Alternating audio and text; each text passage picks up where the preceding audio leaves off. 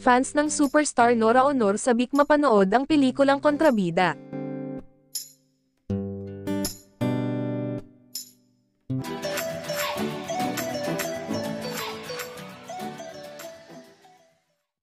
Maraming fans ang umaasang mapapanood ang international film ng nag-iisang superstar Nora Honor na Kontrabida.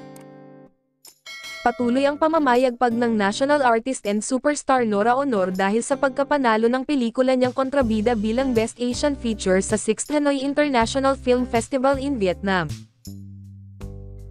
Palaban pa rin sa aktangan ang tinaguriang superstar ng Philippine cinema na si Nora Honor. Kinilala ang kanyang pelikulang Kontrabida bilang Best Asian Feature sa Hanoi International Film Festival. Kasama sa cast ng Kontrabida ang multi-awarded actress na si Jacqueline Jose, at masugid na tagahanga ni Anita Rosales ang karakter na ginampanan niya. Maliban kay Nora, mapapanood din sa award-winning movie si Bembol Rocco. The one and only Miss Nora Honor playing la primera Kontrabida Anita Rosales in Kontrabida.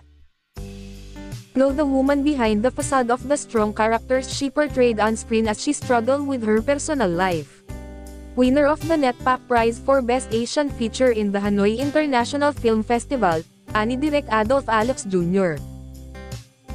Hindi naging madali para kay Direk Adolf, sa mga artista at production staff ng Kontrabida na gumawa ng pelikula sa panahon ng coronavirus pandemic.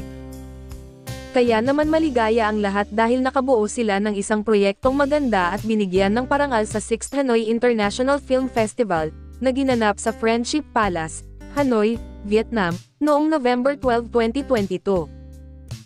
Saad ng direktor, "We did the film noong height ng pandemic with all the restrictions, but because of our dedicated team, we were able to pull it off. So this small victory is for them. A good memory to look back that during that certain times, we were able to do something special." Ibang Nora Honor ang napapanood sa Kontrabida. Ginampanan niya ng buong husay ang Kontrabida character ni Anita Rosales kaya puri siya ni Adolf. Hindi pa masabi ni Direk Adolf kung kailan maipalalabas sa mga sinehan sa Pilipinas ang Kontrabida dahil pinag-uusapan pa nila ng mga producer ng kanyang pelikula. Samantala, marami naman ang umaasang may ipalabas pa ito sa bansa at masaksihan ang walang kupas na galing ng nag-iisang superstar at national artist na si Nora Honor. Curious tuloy ang marami kung sino nga ba ang sumampal sa nang iisang Nora Honor dito sa pelikulang Kontrabida.